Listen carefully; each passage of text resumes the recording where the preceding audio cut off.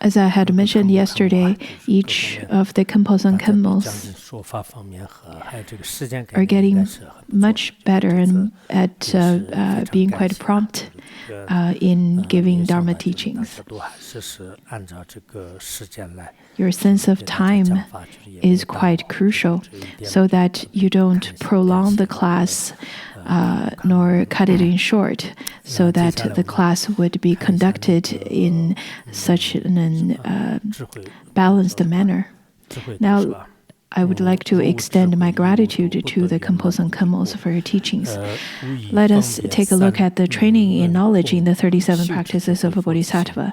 Here it says, lacking knowledge, the 5 other paramitas are not sufficient for the attainment of perfect enlightenment. Maybe because I got quite tired in the morning. My eyesight is not quite good right now. It's quite blurry.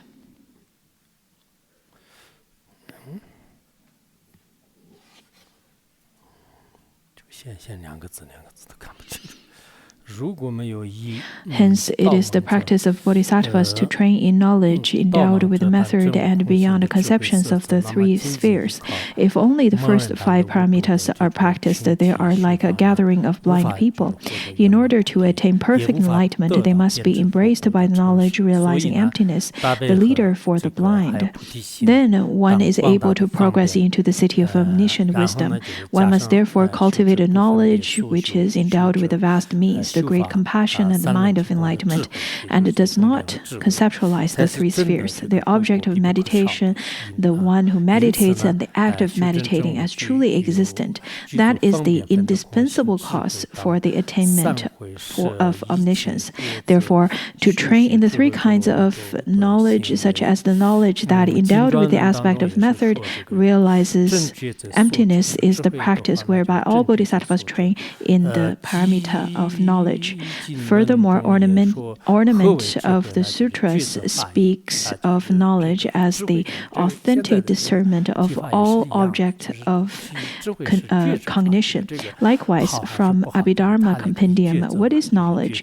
It is the full discernment of all phenomena. It is that once you have wisdom, you would be able to make discernment, without which you won't be able to make any discernment at all. Hence, the essence of knowledge is to clearly distinguish and authentically discern the various phenomena to be examined. The knowledge of being learned in the 5 sciences is the first kind of knowledge, that which realizes the relative. The knowledge that evaluates the meaning of selflessness through its mental image or through its being evident in the second knowledge, that which realizes the ultimate.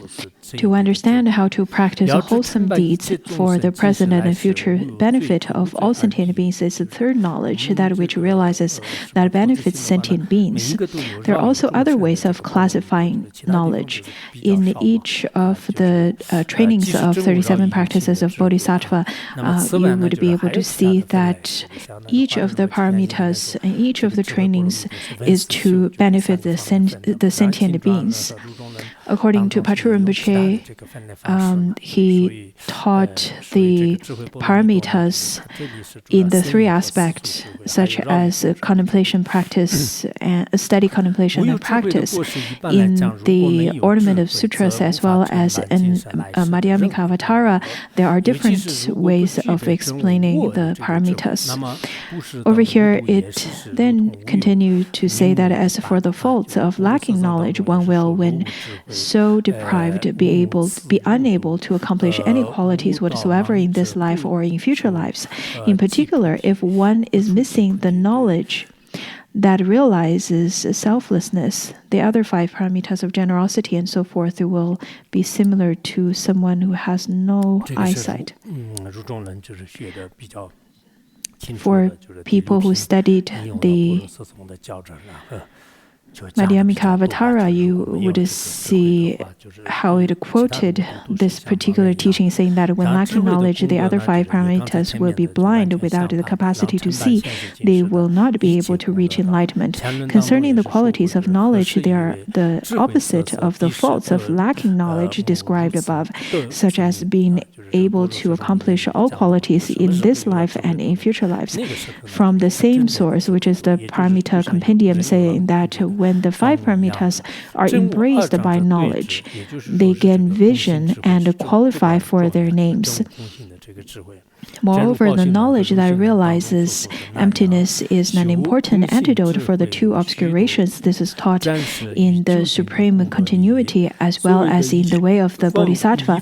In this way, there are numerous temporary and ultimate benefit of knowledge.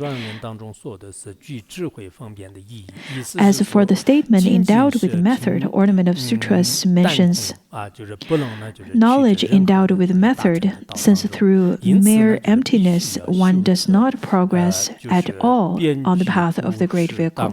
It teaches that one needs to meditate on the emptiness that, when complete with the aspects of the methods of generosity and so forth, is endowed with all supreme features. I see each words with the double vision, it seems. It's very blurry. It seems that both of my eyesight and the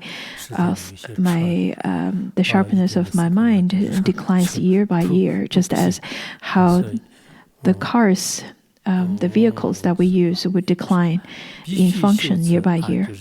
And then over here it says that these teachings from the ornament of the sutras on how to accomplish the qualities of the 6 paramitas are the content of the sutra requested by Kashyapa.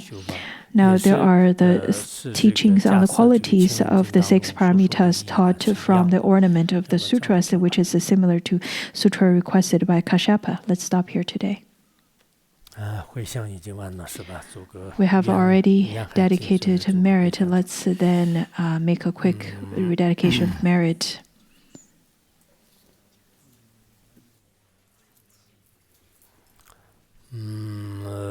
Sonam dai tanchi zeba tomna ni be jana tanchi jirga nanji ranong chuba zhebum solen zhuwa zhuru xiu